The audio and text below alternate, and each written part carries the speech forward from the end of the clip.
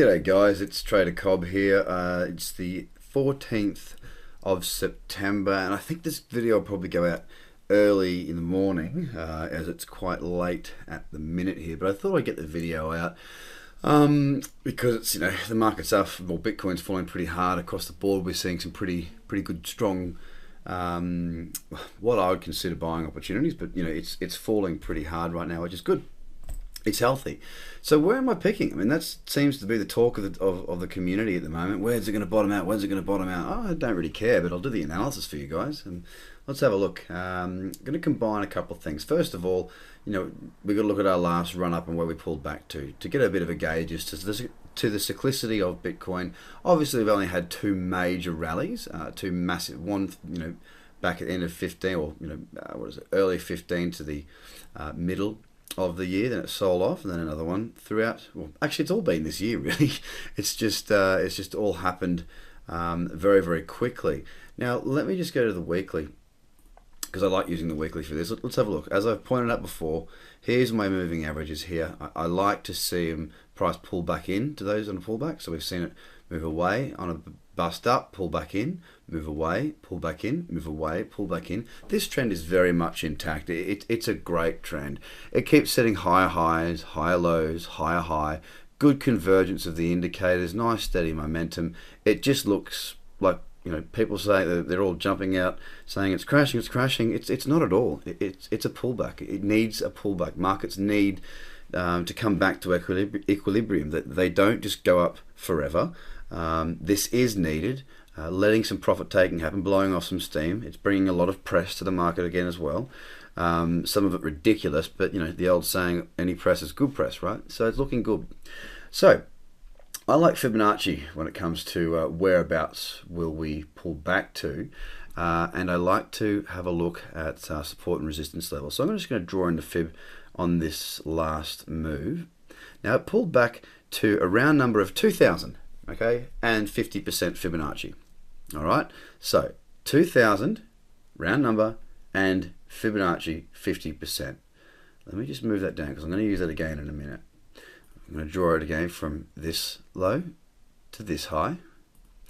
50% is right here, all right, and 61.8% is right here.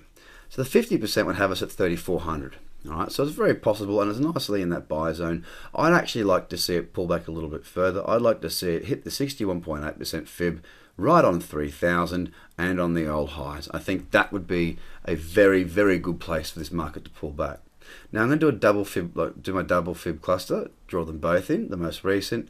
You'll also see that 3,400 has a 38.2% Fibonacci. So it very really could be the point at which we stop and reverse and go back up. Or if we look again down at the 61.8%, it is a much stronger level. Why? 61.8% fib with the 50% fib with a round number of 3,000 with the old highs. That level for me is an absolute cracker, and I mentioned it. I don't know if I did it in the videos, but I talked about 3,000 being a good pullback level as we were up around here. We hadn't hit the all-time highs yet. I stand by 3,000 being the strongest level, and there's a long way for it to go. Cool.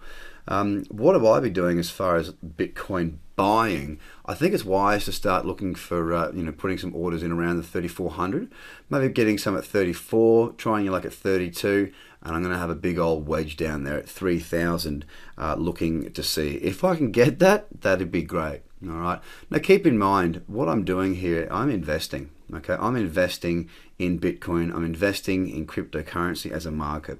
I'm seeing this as something that will be around. So I'm not looking at this as got to sell in, sell out, sell in, sell out, buy and sell, buy and sell. I'm not looking at it for those short-term quick gains. I'm looking to build a position into an investment, into a product, into an idea that I believe will withstand, the test of time. I believe it will exist for a long time to come.